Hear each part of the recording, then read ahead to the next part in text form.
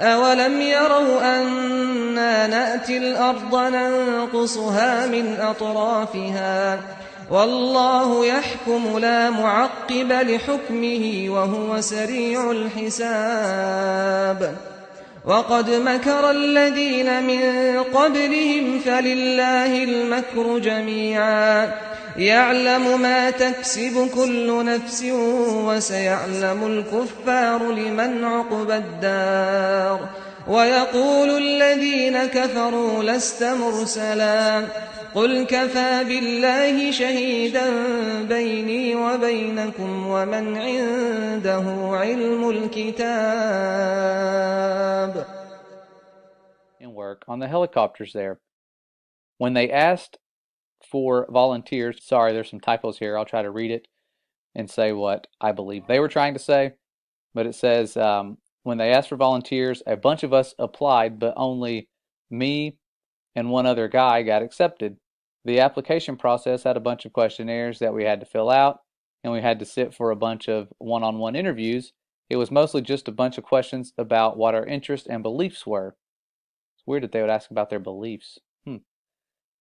I was sent to McMurdo Research Station in August of 1998. When we weren't busy de-icing the aircraft and working on them, we had time to hang out with the scientists at the research station. The military unit attached to McMurdo was small, and we didn't have our own separate facilities. We didn't have a PX or a media center. There was no chapel or chaplain, and we didn't have our own separate mailroom. We just had to share the same facilities with the scientists and researchers, so over time I got to be friends with a few of them. They had two different kinds of ice they worked on and studied. This is where it gets interesting. One kind of ice was the normal kind that we've all seen. They took cores of it out of boreholes in the ground. Just like normal ice, it was mostly clear and sometimes white, and it would melt into liquid water if it got warm. The whole area of Antarctica is covered in this kind of ice. But that wasn't their main kind of ice. The only time I ever saw them actually studying normal ice was when a film crew from National Geographic came by. The rest of the time, which was most of the time, the scientists were studying something they called sky ice. This stuff was totally different. We were never allowed to go into the laboratory areas of the station because the labs had to be kept super clean, and they said it would mess up their work if they risked letting too many people in the lab. But one time, one of the researchers that I was friends with showed me a piece of sky ice. You couldn't touch the stuff with your bare hands because it was so cold. And it wasn't clear or white like normal ice. It was solid blue. He said that's why they call it sky ice, because it was the exact same color as the sky. We had to wear thick, heavy going outside gloves to handle it. The stuff was so cold, it would instantly freeze your skin if you touched it.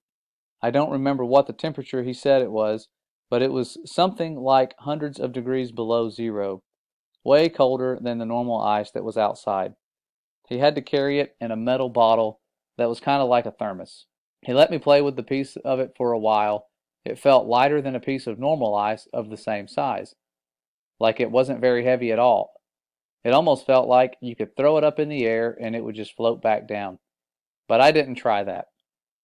And it was also a little flexible when I tried to bend it.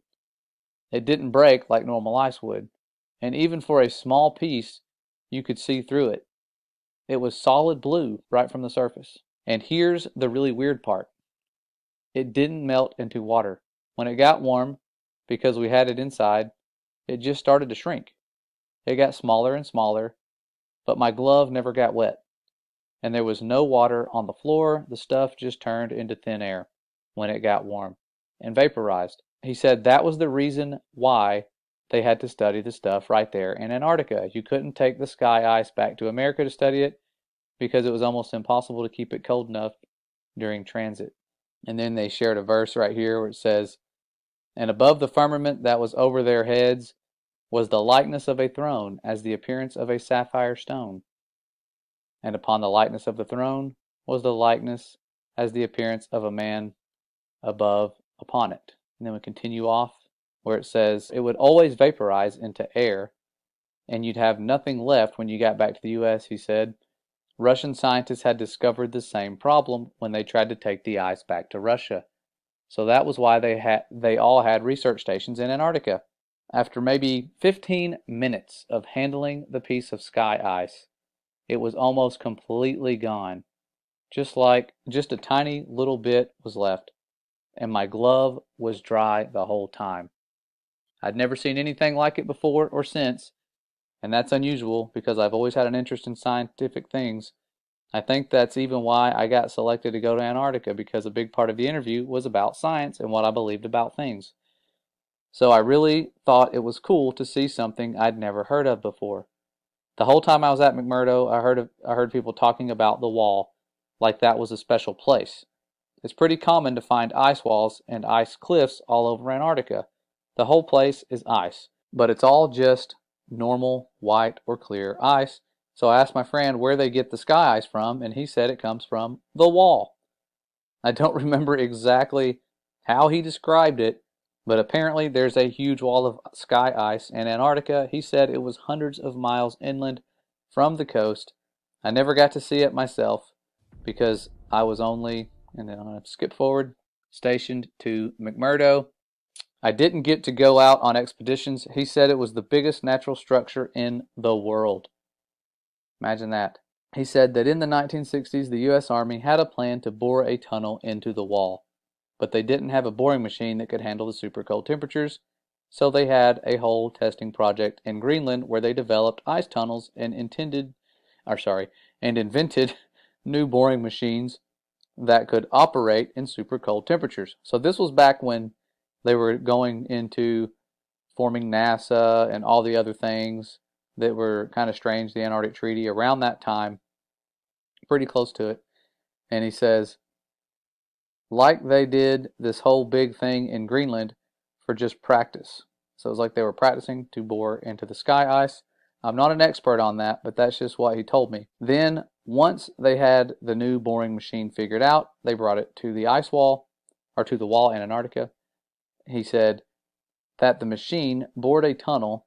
I don't remember exactly, it was like 5 or 10 miles into the wall, but that they never broke through the other side of the wall, and that they still don't know how thick the wall is even to this day. And I'm probably not remembering this part correctly, but I think he said that at first the floor of the tunnel was solid rock, but after a mile or two in, the floor was sky ice, like it was sky ice underneath after a certain point, or something like that. And apparently the wall slowly builds itself back up. So it slowly builds itself back up after you cut it, because after a year or so, the tunnel had shrunk smaller all by itself, like a self-healing wound. It starts closing up. They had to leave the boring machine inside the wall because the tunnel shrunk too small to get it back out. And after a few decades, the tunnel was completely gone, like the part of the wall was solid again. He said that now the scientists were trying to use technology to figure out how thick the wall is. He said something about putting earthquake sensors all along the wall, and that somehow you could measure the signal from an earthquake to see how thick the wall is. But he kind of lost me on that part. I never really thought about any of that after I left. It was really weird stuff, but I didn't think it was a big deal at the time. But then a few weeks ago, I saw a map of the wall in Antarctica, except the map was all flat and crazy looking, and it showed the wall going all the way up over the whole Earth. So since then, I've been trying to learn more about the sky ice that I saw and the wall that I heard about, but I can't find anything at all. So now I'm really wondering if there could be a connection here. And that's how I found this group. So I hope that maybe some part of my experience will help someone figure something out. Well, thankful to that person. If they were telling the truth, that is some very interesting information given what we know surrounds us. We know that the firmament's not just made out of ice. It's something special. That could just be something near the foundation to prevent you from going all the way to it. The Father's design is very complex, and he has foreknowledge. He knows what mankind's going to try to do. Those little nuclear bombs they shot at the firmament was nothing to the firmament. They can't break it. They've tried. If they could, they would, but they can't. And this is just one of those stories that confirms a lot of what I had assumed would be going on. I always thought, man, if they are out there and they can go to it, they're probably trying to drill through it, and if they are, how have they not gotten through it already? And that would answer the question for you, because it closes up as you go through it. But this was back in the 60s. There's no telling what they're trying now, mostly guarding it. I'm sure that's the biggest job they have, is keeping us from going there. And if you do go there, you can only go to certain places. It is tens of thousands of dollars for a one-way ticket. Otherwise, many of us would have already gone there, tried to do some sneaking around and investigating. But this video here, it only had like 300 views. But really cool stuff. Wanted to pass this along. I know the days of censorship have it to where you can't find stuff like this anymore. And I remembered putting it in my firmament playlist. I just wasn't sure if you guys had heard about this and wanted to pass it along to you. Answers some questions that most of you, if you're like me, had about what's going on out there and what are some of the properties near the foundation of the firmament, if they're even close to it. Could go on like that for many, many miles. Who knows? We'll find out soon someday. The firmament itself will roll away like a scroll, but that second day of creation, where he put this expanse for signs and for seasons, and letting us know that he will return very soon. And it's one of those things that we're sensing is right around the corner due to the way things are going in the world and what they're trying to prepare us for and all the division. But they're preparing for a war. I'll go over that in a little while in another video, what they're preparing for and how you can be prepared yourself to not fall for the deceptions to come. But see you guys around soon. I know that this is a random video, and I'm just trying to put this stuff out there and stop procrastinating and share the information that I have while we still can. I'll see you guys really soon. Stay safe.